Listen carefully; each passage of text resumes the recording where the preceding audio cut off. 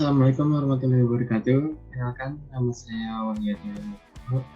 Di sini saya ingin mempresentasikan tentang accounting change atau perubahan akuntansi. Di sini yang pertama ada alternatif akuntansi, mengurangi komparabilitas informasi keuangan dan data tren historis yang berguna tidak jelas. Terus selanjutnya ada jenis perubahan akuntansi. Yang pertama perubahan kebijakan akuntansi, yang kedua adalah perubahan estimasi akuntansi. Selanjutnya perubahan kebijakan akuntansi. Perubahan dari satu kebijakan akuntansi yang diterima ke kebijakan akuntansi lainnya. Contohnya rata-rata biaya untuk LIPO dan metode pemulihan biaya ke metode prestasi penyelesaian. Adopsi kebijakan baru sebagai pengakuan atas peristiwa yang telah terjadi untuk pertama kalinya atau yang sebelumnya tidak penting, bukanlah perubahan akuntansi. Selanjutnya ini ada 3 pendekatan melaporkan perubahan. Yang pertama itu saat ini, yang kedua secara retrospektif, yang ketiga prospektif di masa depan. IASB membutuhkan penggunaan pendekatan retrospektif. Selanjutnya pendekatan perubahan akuntansi retrospektif. Perusahaan melaporkan perubahan menyesuaikan laporan keuangannya untuk setiap periode sebelum yang disajikan dengan dasar yang sama dengan kebijakan akuntansi baru. Kedua, menyesuaikan jumlah tercatat aset dan liabilitas pada awal tahun pertama yang disajikan. Juga melakukan penyesuaian penyeimbangan dengan saldo awal laba atau komponen likuiditas atau aset bersih lain yang sesuai pada awal tahun pertama yang disajikan. Ini ada ilustrasinya.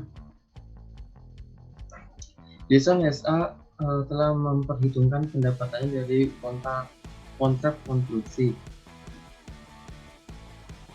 jangka panjang dengan menggunakan metode pemulihan biaya tanpa laba. Pada tahun 2019, perusahaan berubah ke metode prestasi penyelesaian.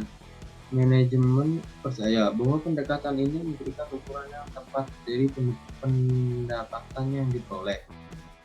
Untuk tujuan pajak, perusahaan menggunakan metode pemulihan biaya dan berencana untuk terus melakukannya di masa depan. Diasumsikan tarif pajak yang diberlakukan sebesar 40%. Nah, ini ada income statement-nya. Income before income tax pada tahun 2017 sebesar 400.000, 2018 sebesar 160.000, 2019 sebesar 190.000. Income tax-nya sebesar 40%. Jadi 2017-nya sebesar 160.000, 2018 64.000, 2019 76.000. Dan net income 2017 140, 2018 96.000, dan 2019 114.000. Ini ada journal entry beginning of 2019, contraction in process-nya sebesar 220.000, deferred tax liability sebesar 88.000, return earning sebesar 132.000.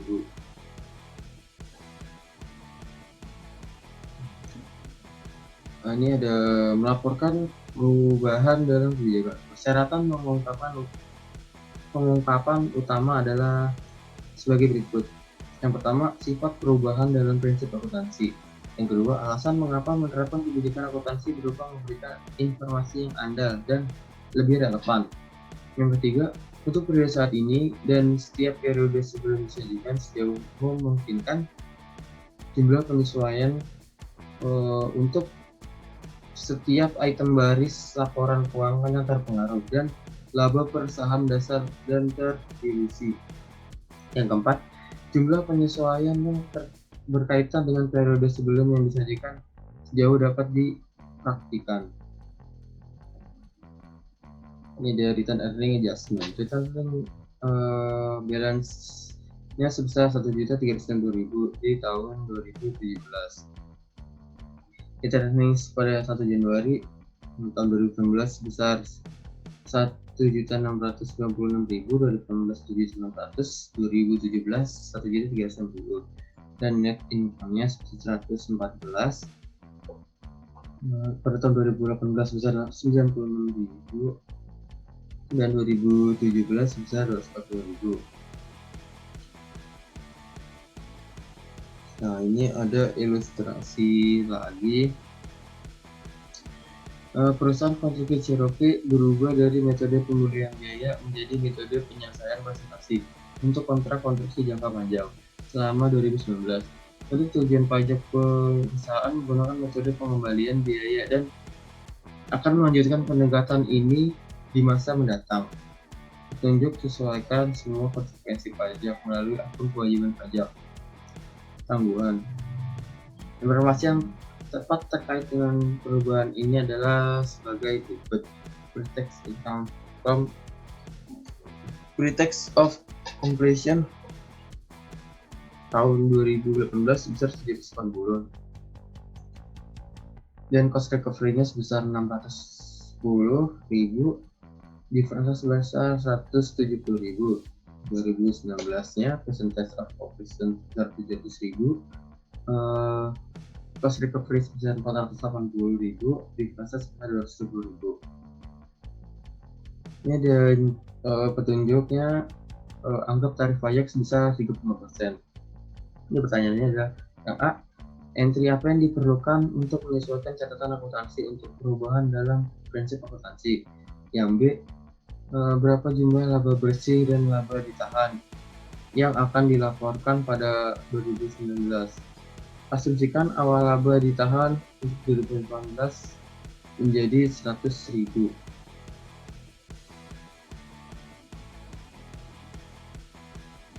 Nah, ini ada jurnal entry-nya. Contraction in processes sebesar 170.000, deferred tax liability sebesar 59.000, dan return earnings sebesar 110.500. Mungkin sekian presentasi dari saya. Selanjutnya akan dilanjutkan oleh teman saya. Badannya akan saya persilakan. Oke, di sini saya akan memberikan presentasi dari waktu Adit. Selanjutnya ini change in accounting policy, comprehensive statement, pre-tax income, income tax 35%, net income, habis itu beginning return earning, accounting change, beginning return earnings restated, net income, and return earnings. Ini tuh buat cara-cara ya buat ngitung comprehensive statement. Selanjutnya ada retrospective accounting change, inventory methods. Lancer Company sudah mengakuntansi untuk inventory mereka menggunakan average cost, metode average cost. Di tahun 2009, perubahan tersebut merubah menjadi FIFO, metode FIFO atau first in first out, karena manajemen mereka percaya dengan pengubahan metode ini akan lebih menekan biaya inventory-nya. Habis itu ini tambahan informasi untuk Lancer Company, ada pada 1 Januari shareholder menginvestasikan 100.000 untuk bisnis di exchange untuk ordinary share. Selanjutnya ada inventory method. Ini lanjutan yang tadi. Yang kedua itu semua sale, pembelian, operating expense untuk periode 2017 sampai 2019 adalah transaksi menggunakan cash. Cash flow Lancer pada periode ini seperti ini. Salesnya 300, purchase-nya pada tahun 2017 90.000, operating expense-nya 100.000. Yang pada tahun 2013 sales-nya 300 juga, masih sama. Purchase-nya tapi naik dari 90.000 menjadi 110.000. Operating expense-nya 100.000. Terus cash flow-nya yang dari 110 turun ke 90.000. Pada 2019 sales-nya 300, purchase-nya 125, operating expense-nya 100.000. Cash flow-nya turun lagi dari 90.000 menjadi 75.000. Lancer menggunakan metode average cost untuk untuk laporan keuangan mereka. Terus ada lagi tambahannya, inventory-nya determine under average cost dan FIFO-nya pada periode 2017 sampai 2019. Pada Januari 1 2017 average cost-nya 0, FIFO-nya 0, difference-nya 0. Desember 31 2017 average cost-nya 10.000, FIFO-nya 12.000, difference-nya 2.000. Desember 31 2018 average-nya 20.000, FIFO-nya 25.000, difference-nya 5.000. Pada Desember 31 2019 average-nya 32.000, FIFO-nya 39.000, difference-nya 7.000. Selanjutnya COGS under average cost dan FIFO-nya untuk periode 2017 sampai 2019 adalah sebagai berikut. COGS-nya pada tahun 2017 80.000 untuk average cost, 78.000 untuk FIFO, difference-nya 2.000. Pada tahun 2018 100.000 untuk average cost, FIFO-nya 97.000, difference-nya 3.000. Pada tahun 2019 average cost-nya 113.000, FIFO-nya 111.000, difference-nya 2.000. Habis itu earning per share-nya tidak dibutuhkan di income statement dan semua tax effect-nya itu bisa should be ignored. Selanjutnya ini informasinya nih. Ini income statement-nya jadinya seperti ini, dan ini return earning-nya untuk Lancer Company. Yang ini SFP atau Statement of Financial Position. Habis itu yang ini Statement of Cash Flow.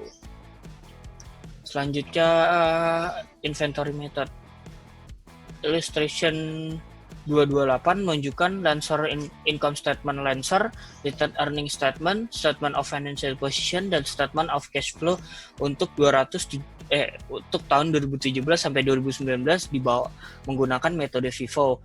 Cash flow statement under FIFO sama dengan average cost. Net income-nya berbeda di setiap periodenya. Habis itu tidak ada efek dari cash flow untuk perbedaan di net income. Jika kita memikirkan income tax atau cash flow berefek, tetapi tidak. Yang ini Lancer Company menggunakan LIFO, metode LIFO. Ini income statement-nya seperti ini, terus return earning statement-nya seperti ini. Yang ini SOFP, yang ini statement of cash flow. Selanjutnya ini under retrospective application to change to FIFO inventory valuation affect report inventory, cost of goods sold, net income, dan return earning. Untuk menjadikan akun yang mereka berubah seperti ini caranya. Ini akunnya nih, inventory 5.000, return earning jadi kayak gitu. Selanjutnya reporting change in policy. Lancer Company melaporkan net income di bawah menggunakan FIFO method yang baru pada tahun 2018 dan 2019. Retrospectively-nya di-adjust di tahun 2018, income statement dilaporkan sebagai informasi menggunakan FIFO, basis FIFO. Notes-nya untuk financial statement indicate the nature of change why the company made a change. Jadi kita suruh mengidentifikasi kenapa perubahan itu terjadi dan setiap tahun itu berefeknya seperti apa. Habis itu kita suruh menyediakan data untuk perbedaan antara average cost versus FIFO gitu. Habis itu returning adjustment. If Lancer present comparative statement untuk tahun 2018 dan 2019 di bawah FIFO, maka ada perubahan di awal tahun untuk membalance return earning pada 1 Januari 2018. Perbedaannya adalah sebagai berikut. Return earning 1 Januari 2018 menggunakan FIFO 122.000, kalau menggunakan average cost 120.000 dikurang jadinya perbedaannya adalah 2.000. Jadi 2.000 itu kok angka perbedaannya. Oke, selanjutnya akan dilanjutkan oleh teman saya. Terima kasih.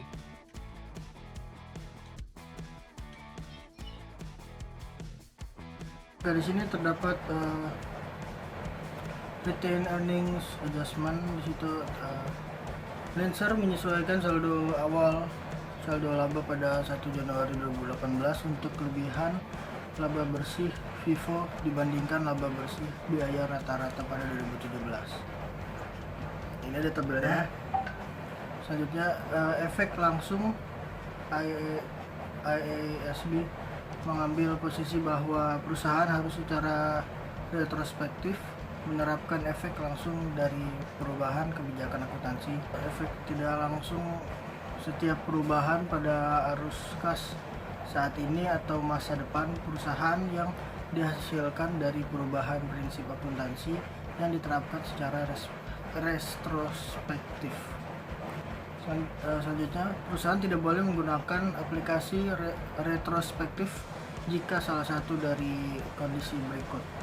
1. Perusahaan tidak dapat menentukan efek dari aplikasi retrospektif. 2. Aplikasi retrospektif membutuhkan asumsi tentang maksud manajemen pada periode sebelumnya. 3. Aplikasi retrospektif membutuhkan estimasi signifikan yang tidak dapat dikembangkan oleh perusahaan. Jika ada kondisi di atas, perusahaan secara prospektif menerapkan prinsip akuntansi baru.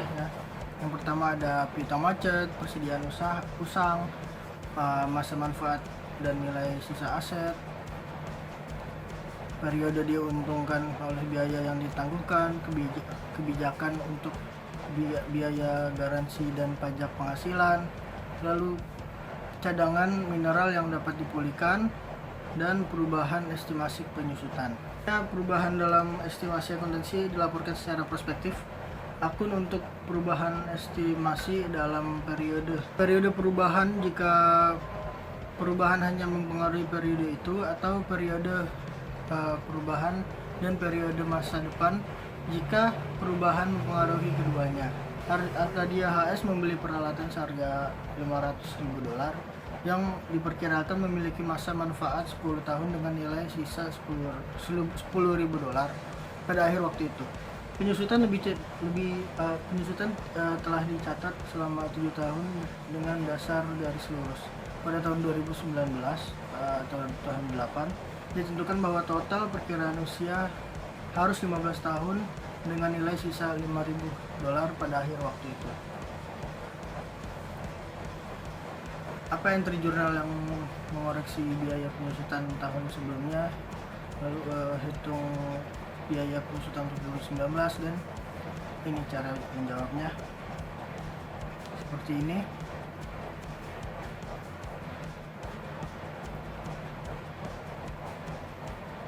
Selanjutnya, change in accounting estimates, disclosures atau pengungkapan.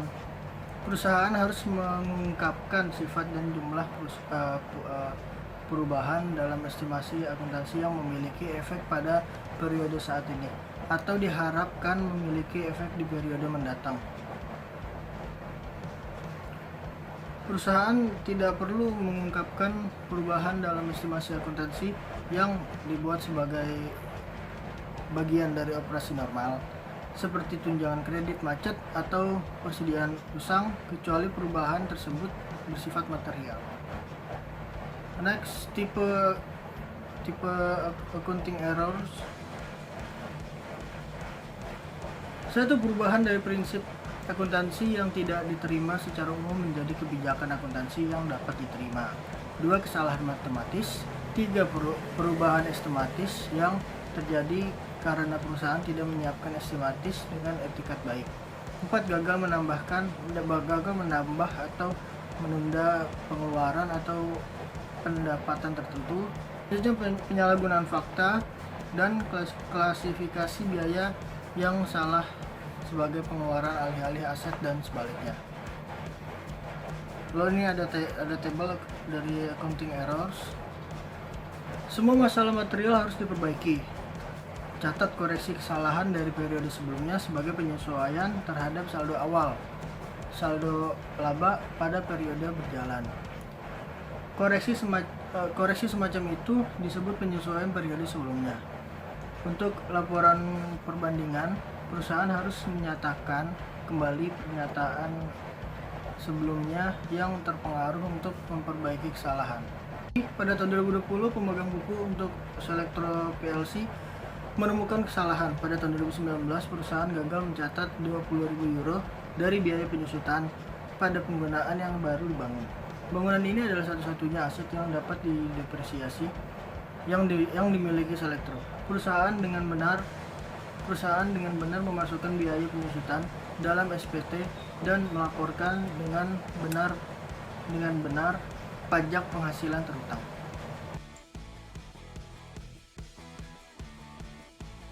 Saya Azra Marsyadinur akan melanjutkan presentasi dari Sadama Nasga. Ini adalah jawaban dari ilustrasi di slide 44. Kita bisa ulangi. Di tahun 2020, pemegang buku untuk Selectro itu dia menemukan kesalahan. Ditemukan kesalahan. Di tahun 2019, perusahaan gagal mencatat 20.000 dari depreciation expense atau biaya penyusutan pada bangunan yang baru dibangun. Bangunan ini adalah satu-satunya aset yang dapat didepresiasi yang dimiliki Selectro. Perusahaan dengan benar memasukkan biaya penyusutan dalam SPT dan melaporkan dengan benar pajak penghasilan terutang. Nah, ini contoh koreksi kesalahannya. Laporan laba rugi Selectro dengan dan tanpa kesalahan. Ini adalah hasil tanpa kesalahan dan ini dengan kesalahan. Sebenarnya apa saja entry yang seharusnya dibuat untuk mencatat biaya penyusutan dan pajak penghasilan? Nah, kita bisa lihat di sini. Ini ada perbedaan pencatatan dari transaksinya. Seharusnya perusahaan mencatat akun dari transaksi sebelumnya adalah depreciation expense itu sebesar 20.000 dan terhadap depresiasi kepada bangunan sebesar 20.000.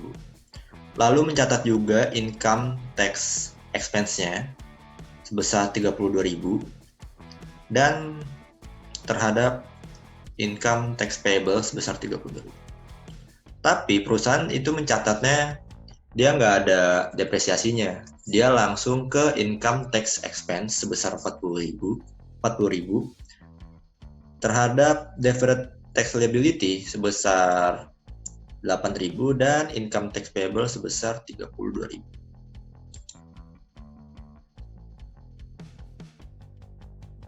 Kesalahan pencatatan senilai 20.000 itu pada tahun 2019 itu dia menghasilkan dampak atau efek seperti berikut. Terhadap income statement itu adanya depresiasi expense, income tax expense, dan net income. Lalu di SOFP itu ada efeknya yaitu adanya akumulasi depresiasi terhadap bangunan dan adanya deferred tax liability. Nah, maka kita akan menyiapkan koreksi entry yang tepat di tahun 2020 yang seharusnya dibuat oleh Selectro. Kita dapat temukan di sini ada return earning sebesar 12.000. Itu di posisi debit. Ia didapat dari selisih jumlah expense. Di sini ada depreciation expense 20.000, income tax expense 32.000, jumlahnya adalah 52.000 dan ada di posisi yang salah sebelumnya sebesar 40.000, maka selisihnya ada return earnings mendapat 12.000. Lalu selanjutnya ada deferred tax liability atau kewajiban pajak tangguhan itu sebesar 8.000. Itu didapat dari jurnal pembalik yang telah dicatat oleh perusahaan sebelumnya di posisi kredit. Kita balik menjadi di posisi debit. Lalu terhadap posisi kredit ada akumulasi depreciation kepada bangunan sebesar 20.000. Itu didapat dari yang seharusnya. Lalu ada single period statement atau laporan periode tunggal. Ilustrasinya adalah selector company memiliki saldo laba ditahan. Itu pada awal 1 Januari 2020 sebesar 350.000. Perusahaan melaporkan net income-nya itu 400.000 di tahun 2020. Kita lihat di sini return earning statement-nya. Nah, ini ada comparative statements. Seharusnya perusahaan itu melakukan penyesuaian untuk memperbaiki jumlah semua akun yang terkena dampak yang dilaporkan dalam laporan semua periode yang telah dilaporkan. Lalu menyatakan kembali data ke basis yang benar untuk setiap tahun yang disajikan. Dan tampilkan apa saja penyesuaian sebagai penyesuaian periode sebelumnya dengan laba ditahan untuk periode paling awal yang dilaporkan.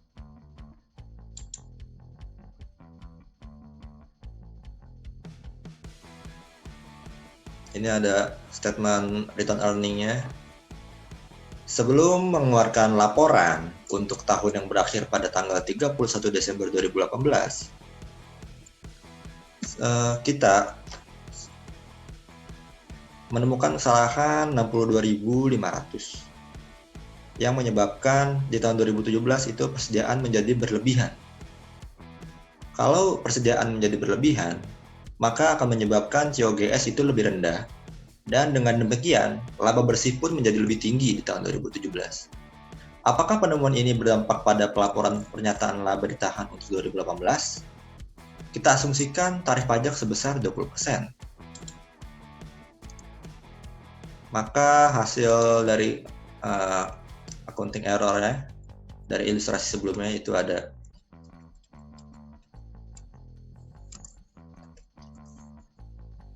untuk di awal untuk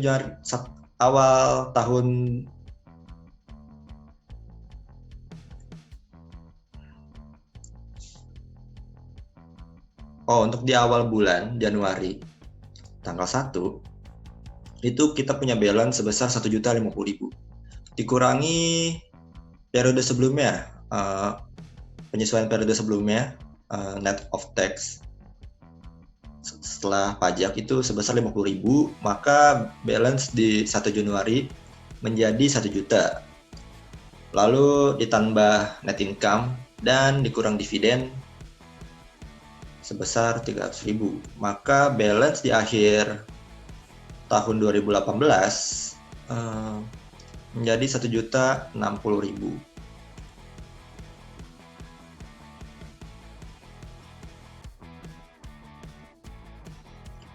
Ini adalah rangkuman dari perubahan akuntansi dan koreksi kesalahan. Perubahan kebijakan akuntansi. Ini yang pertama itu dia mengubah laporan keuangan dari semua periode sebelumnya yang disajikan. Lalu mengungkapkan pada tahun perubahan pengaruh pada laba bersih dan laba per saham atau earning per share untuk semua periode sebelumnya yang disajikan. Lalu melaporkan penyesuaian saldo awal saldo laba dalam laporan laba jika ditahan pada tahun paling awal yang disajikan. Jika tidak praktis untuk menentukan efek periode sebelumnya, maka tidak mengubah pendapatan tahun sebelumnya. Lalu menggunakan saldo aset awal pada tahun metode ini yang diadopsi sebagai saldo tahun dasar untuk semua periode selanjutnya. Lalu mengungkapkan pengaruh perubahan pada tahun berjalan dan alasan untuk menghilangkan perhitungan kumulatifnya. Lalu ada perubahan untuk estimasi akuntansinya, itu menggunakan pendekatan saat ini dan prospektif dengan cara pertama, melaporkan laporan keuangan saat ini dan masa depan dengan dasar baru. Lalu menyajikan laporan keuangan periode sebelumnya seperti yang dilaporkan sebelumnya. dan tidak membuat penyesuaian saldo awal periode berjalan untuk efek di periode sebelumnya. Lalu ada perubahan karena adanya kesalahan. Kita menggunakan pendekatan penyajian kembali dengan cara 1. Memperbaiki semua laporan periode sebelumnya yang disajikan. Lalu mengembalikan saldo awal dari saldo laba untuk periode pertama itu disajikan ketika efek kesalahan terjadi pada periode hingga periode pertama disajikan. Lalu ada error analisis. Perusahaan itu harus menjawab dari 3 pertanyaan. Apa sih jenis kesalahan yang terlibat? Dan entry apa yang diperlukan untuk memperbaiki kesalahan? Lalu setelah kesalahan ditemukan, bagaimana laporan keuangan disajikan kembali? Perusahaan memperlakukan kesalahan sebagai penyesuaian periode sebelumnya dan melaporkannya pada tahun berjalan sebagai penyesuaian ke awal saldo laba. Sekian dari saya, selanjutnya akan dilanjutkan oleh kawan saya.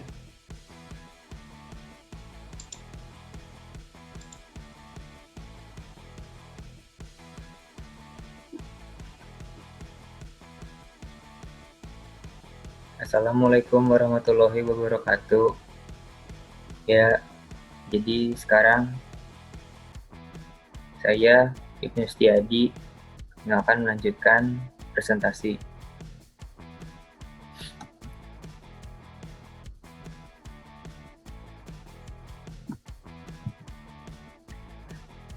Ini sekarang error analysis, statement of financial position error. Statement of financial position errors itu hanya memengaruhi penyajian akun aset, liabilitas, atau ekuitas. Kalau errornya di tahun berjalan, itu mengklasifikasi kembali item ke posisi yang semestinya. Kalau errornya di tahun sebelumnya, itu menyajikan kembali statement of financial position tahun sebelumnya untuk tujuan perbandingan. Sini ada income statement error. Klasifikasi pendapatan atau pengeluaran yang tidak tepat. Kalau ada error di tahun berjalan, itu jadi mengklasifikasi kembali item ke posisi yang semestinya. Kalau di tahun sebelumnya, errornya itu menyajikan kembali laporan laba rugi tahun sebelumnya untuk tujuan perbandingan. Statement of financial position dan income statement error. Ini counterbalancing error atau error penyeimbang akan diimbangi atau diperbaiki selama 2 periode. Yang pertama, jadi jika perusahaan telah menutup buku di tahun berjalan. Yaitu, jika kesalahan sudah diimbangi atau diperbaiki, itu tidak diperlukan entry jurnal. Tapi kalau misalnya errornya belum diperbaiki, itu buat entry untuk menyesuaikan saldo laba ditahan saat ini. Untuk tujuan perbandingan, penyajian kembali diperlukan bahkan jika jurnal koreksinya tidak diperlukan. Jadi walaupun tidak diperlukannya entry jurnal, tapi tetap harus menyajikan kembali statement of financial position atau income statement. Terus ini kalau misalnya yang kedua, di kondisi kedua tuh jika perusahaan belum menutup buku pada tahun berjalan. Jika kesalahan sudah diimbangi, buat entry untuk memperbaiki kesalahan pada periode saat ini dan untuk menyesuaikan saldo awal dari saldo laba. Kalau misalnya jika kesalahannya belum diperbaiki, itu buat entry untuk menyesuaikan saldo awal dari return earning.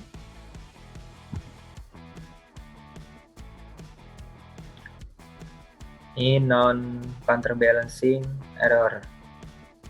Kesalahan itu bukan penyeimbang. Tidak diimbangi dalam periode akuntansi berikutnya. Terus juga perusahaan harus membuat entry koreksi bahkan jika mereka telah menutup buku. Jadi mau udah nutup buku atau belum nutup buku, itu tetap harus membuat jurnal koreksi.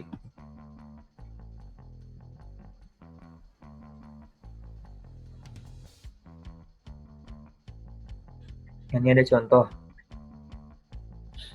Ini ada neraca uji coba dari Dickinson pada 31 Desember 2019.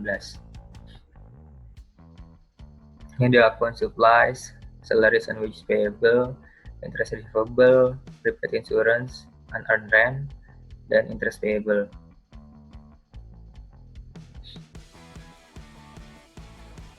Pertanyaan A nih. Dengan asumsi bahwa buku-buku tersebut belum ditutup, apa saja ayat jurnal penyesuaian yang diperlukan pada tanggal 31 Desember 2019?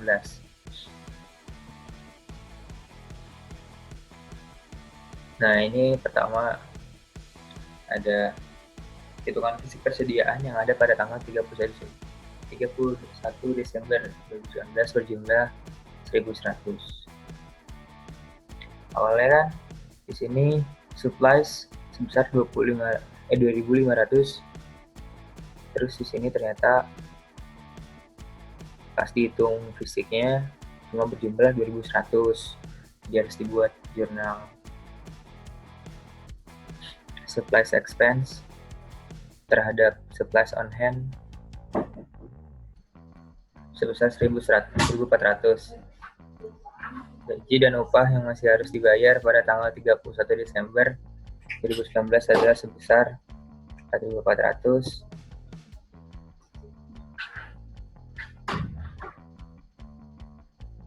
Nah, awalnya kan salaries and wage payable itu sebesar 1.500. Ternyata masih ada yang harus dibayar sebesar 4.400. Jadi jurnalnya salary and wage expense terhadap accrued salaries and wage sebesar 2.900.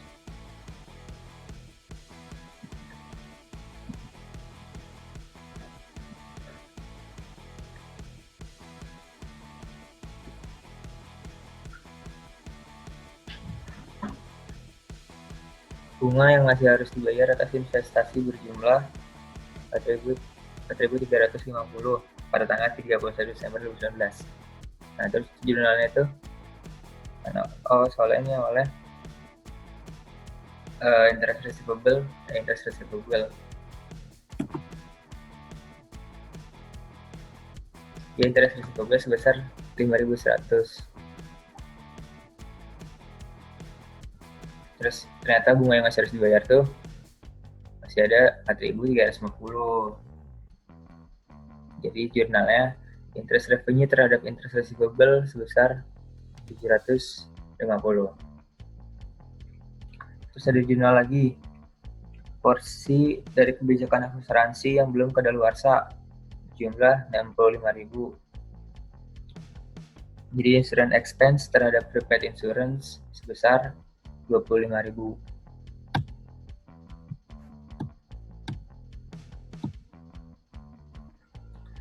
Nah, ini sebesar 24.000 diterima pada 1 Januari 2019 untuk sewa gedung untuk 2 tahun, yaitu 2019 dan 2020. Seluruh jumlah dikreditkan ke pendapatan sewa. Jumlahnya rental income terhadap unearned rent sebesar 12.000 karena 24.000-nya itu buat 2 tahun, jadi dibagi 2.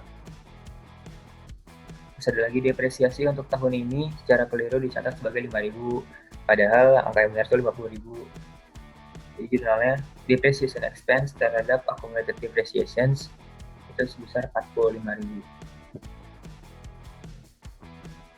Nah, ini buat pertanyaan B itu jika bukunya telah ditutup, apa saja entry penyesuaian yang diperlukan. Hitungan fisik, return earnings. Nah, kalau di sini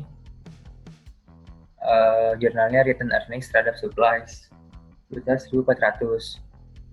Terus gaji dan upah yang masih harus dibayar sebesar 4.400. Jadi jurnalnya return earnings terhadap accrued salaries and wage. Jadi ini pakainya return earnings ya.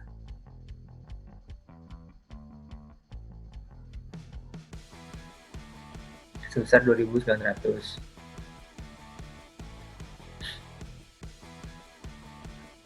Nah, terus ini juga bunga yang harus dibayar. Jumlahnya sama, cuma akunnya aja beda. Ini pakai return earnings terhadap interest receivable. Porsi kebijakan asuransi yang belum kadaluarsa juga return earnings terhadap prepaid insurance sebesar 25.000.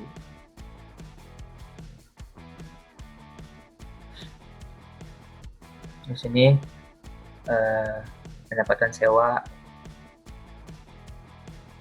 sama dibagi dua juga, sebesar 12.000 jadinya, cuma akunnya aja beda. Return earnings terhadap unearned rent. Depresiasi yang harusnya 50.000 tapi dicatat 5.000, jadi return earnings terhadap accumulated depreciation sebesar 50.000. Ya, sekian dari kelompok kami. Terima kasih atas perhatiannya. Wassalamualaikum warahmatullahi wabarakatuh.